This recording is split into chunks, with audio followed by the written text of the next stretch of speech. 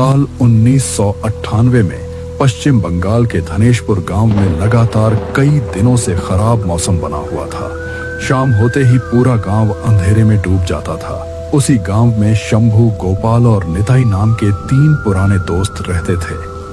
बचपन से साथ रहे ये तीनों हर रात गांव के पुराने अनाज गोदाम के पास बने लकड़ी के शेड में मिलकर घंटों बातें किया करते थे। उस शाम भी आसमान में काले बादल छाए हुए थे।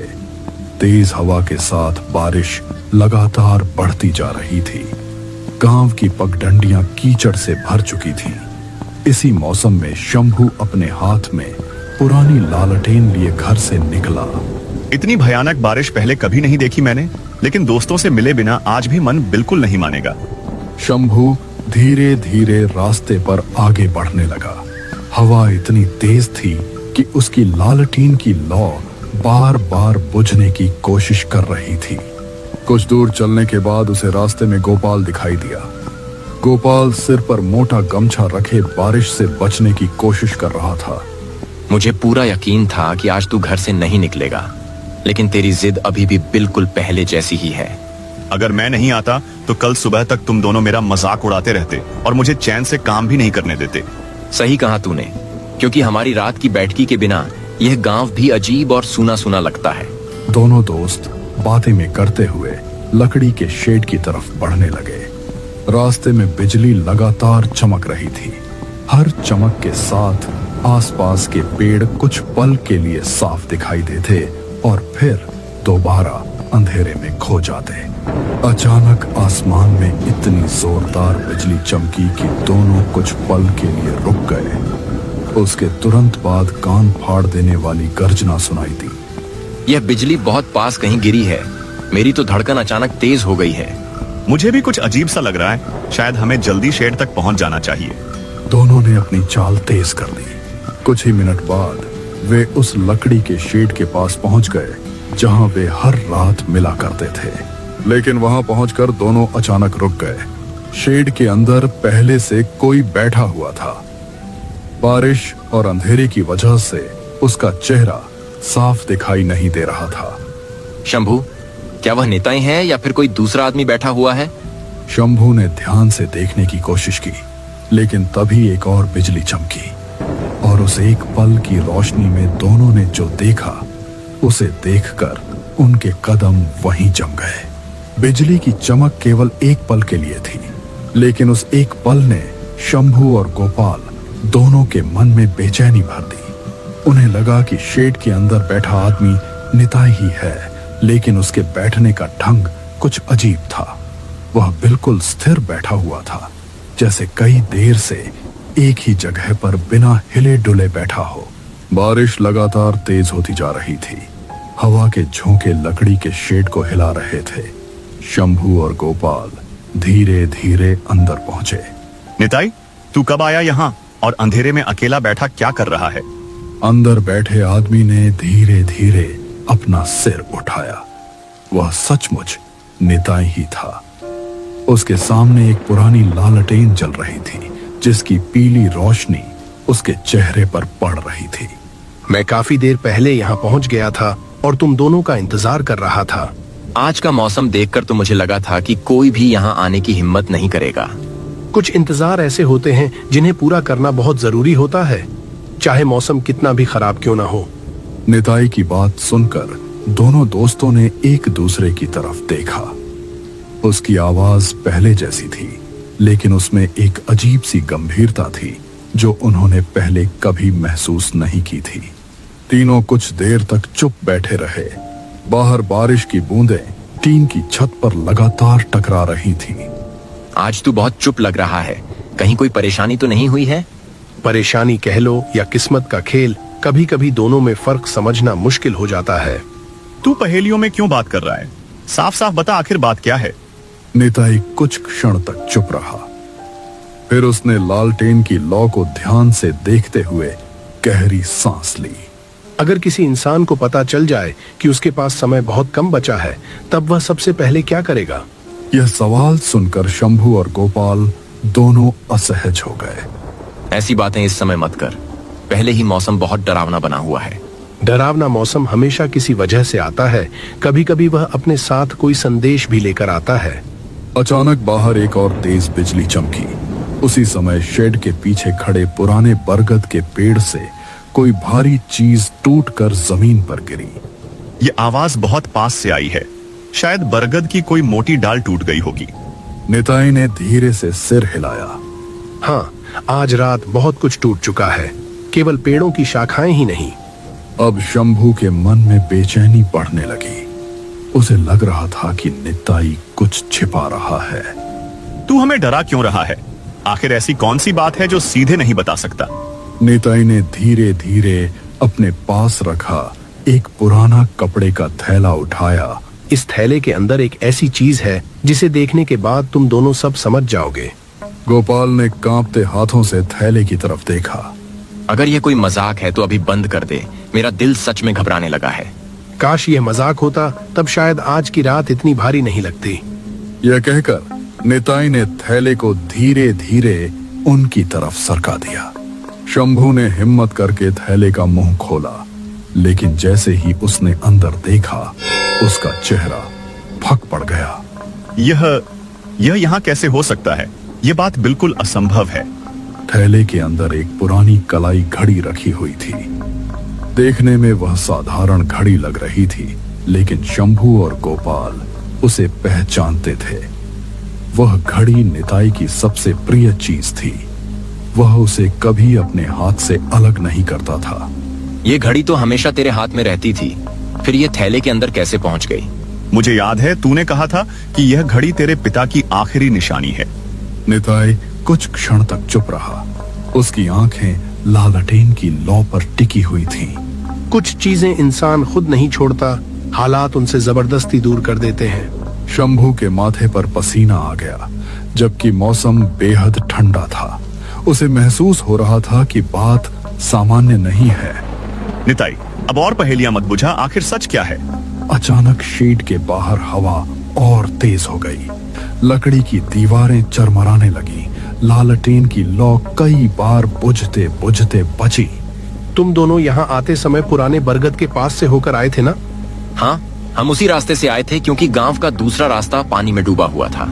तो फिर शायद तुम दोनों ने ध्यान नहीं दिया होगा कि वहाँ क्या पड़ा हुआ है। यह सुनकर दोनों के चेहरे पर चिंता साफ दिखाई देने लगी। तू आखिर कहना क्या चाहता है? साफ साफ बता। निताई ने धीरे धीरे अपना दायां हाथ आगे बढ़ाया। उसी पल शंभू और गोपाल के शरीर में जैसे बिजली दौड़ गई। निताई का हाथ सामान्य नहीं लग रहा था। उसकी उंगलियों पर काले निशान थे, जैसे किसी भयंकर हादसे में वे बुरी तरह झुलस गई हों। तेरे हाथ को क्या हुआ है? यह निशान पहले कभी नहीं थे। यह निशान आज रात की याद है और यह कभी मिटने वाले नहीं। शंभू डरते हुए अपनी जगह से थोड़ा पीछे खिसक गया। उसके मन में अनजाना भय लगातार बढ़ रहा था। मुझे बिल्कुल अच्छा नहीं लग रहा। तू हमें डरा क्यों रहा है? निताई धीरे से मुस्कुराया, लेकिन उसकी मुस्कान में पहले वाली गर्मजोशी नहीं थी। मैं तुम्हें डराने नहीं आया हूँ, मैं सिर्फ एक अधूरा काम पूरा करने आया हूँ। बाहर अचानक इतनी तेज बिजली चमकी कि पूरा शेड सफेद रोशनी से भर गया। उस एक पल की चमक में शंभू और गोपाल ने जो देखा, उससे उनके होश उड़ गए। निताई के कपड़े जगह जगह से फटे हुए थे। उसके कंधे और गर्दन पर काले जले हुए निशान दिखाई दे रहे थे। उसकी त्वचा पर ऐसे दाग थे जैसे किसी भारी चीज ने उसे बुरी तरह कुचल दिया हो। हे भगवान, यह क्या हो रहा है? मैं जो देख रहा हूँ, क्या वह सच है? निताई, तू हमारे सामने बैठा है या हम कोई डरावना सपना देख रहे हैं?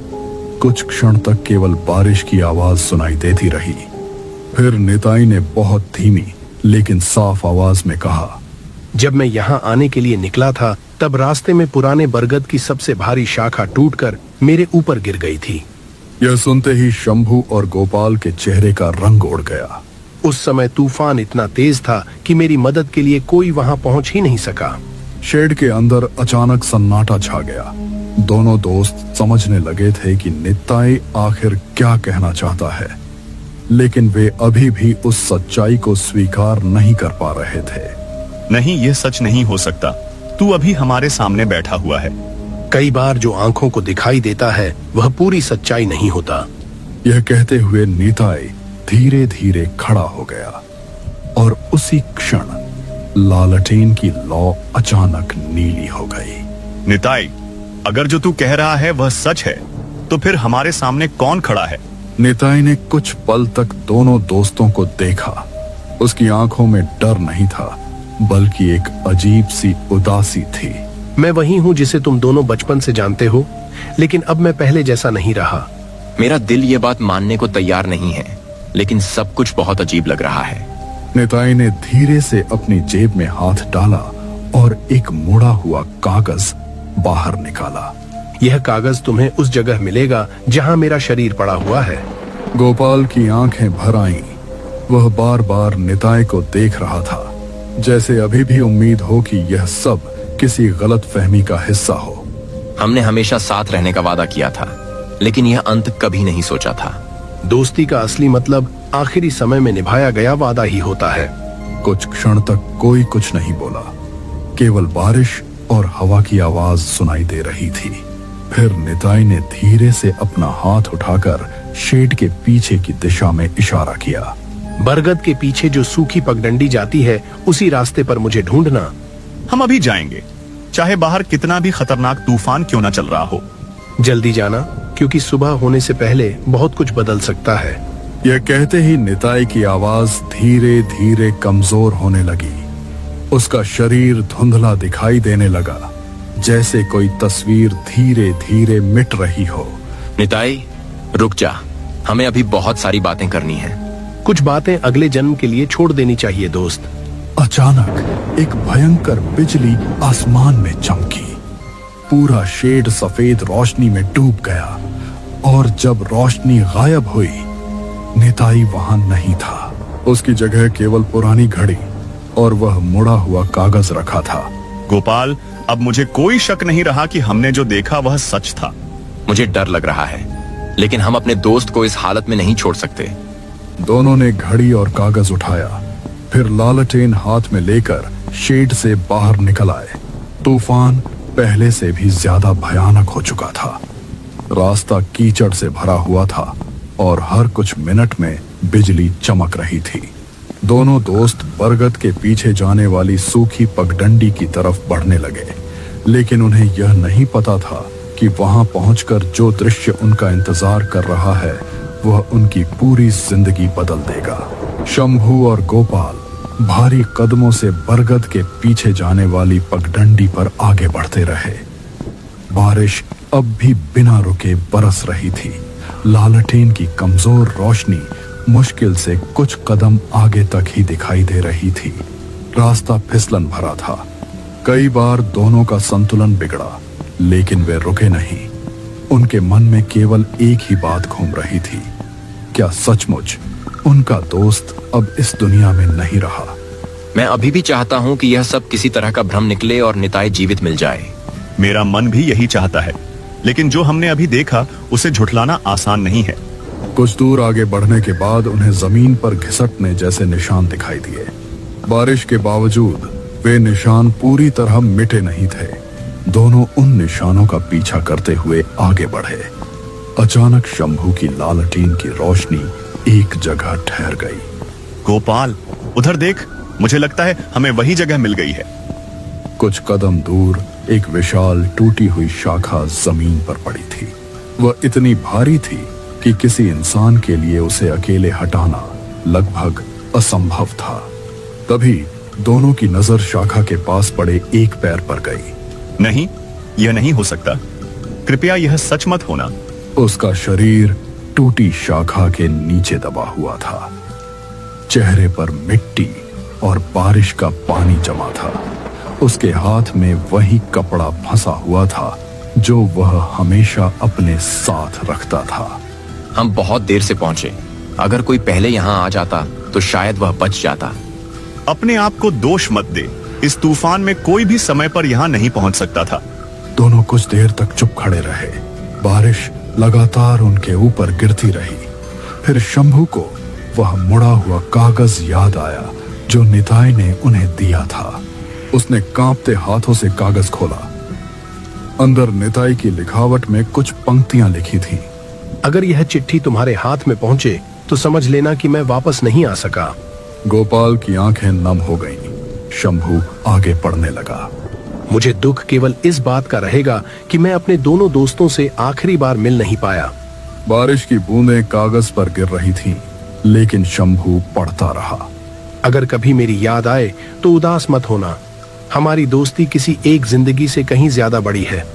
चिट्ठी खत्म होते ही दोनों की आंखों में आंसू थे, लेकिन उसी समय कुछ ऐसा हुआ जिसने उनके रोंगटे खड़े कर दिए। हवा अचानक पूरी तरह शांत हो गई। बारिश भी कुछ क्षणों के लिए धीमी पड़ गई और दूर अंधेरे में उन्हें एक परिचित आकृति दिखाई दी। वह आकृति बरगद के पास खड़ी थी। वही कद, वही चाल, वही चेहरा। वह बिल्कुल निताई जैसा दिखाई दे रहा था। शंभू, क्या तू भी वही देख रहा है जो मैं देख रहा हूँ? हाँ, और मुझे लगता है हमारा दोस्त आखिरी बार हमें अलविदा कहने आया है। दूर खड़ी आकृति ने धीरे से अपना हाथ उठाया, फिर एक हल्की मुस्कान के साथ सिर झुकाया और अगले ही पल वह अंधेरे और बारिश के बीच हमेशा के लिए गायब हो गई।